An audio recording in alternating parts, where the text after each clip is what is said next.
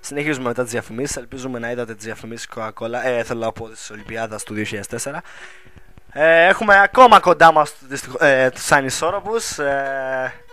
Μάλιστα ο άλλος πήγε τουαλέτα. Έχουμε εδώ πέρα τον αυτό και τον κάποιο. Λοιπόν, θα θέλαμε να ρωτήσουμε Μίστερ Αυτέ. Τι είπατε? Χεστήκαμε. Χεστήκαμε. Τέλος πάντων, εγώ θέλω να ρωτήσω. Χεστήκαμε.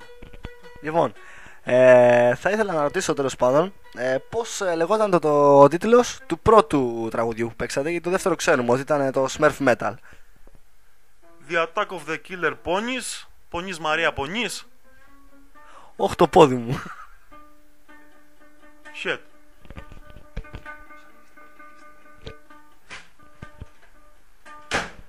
Ήρθε και ο άλλος. Λοιπόν, έχουμε και λέμε, εδώ πέρα μας έχετε ένα άλλο έτοιμο τραγουδάκι να ακούσουμε. Ας τα ακούσουμε και ας συνεχίσουμε στις επόμενες ερωτήσεις. Πάμε.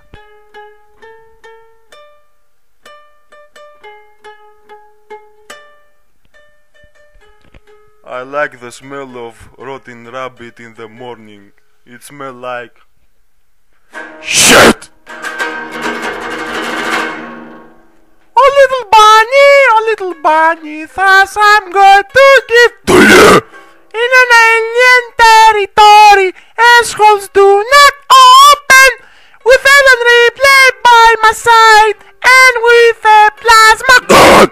We are going to cut your legs just for having fun.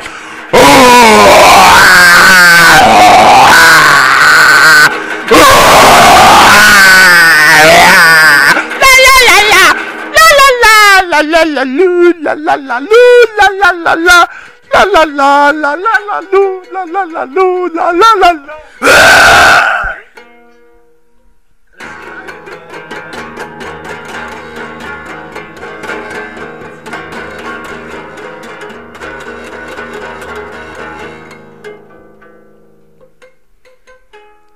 A little bunny, without your legs you look so funny, and with your money how you will buy your mama's stuff. Without your legs you make me laugh.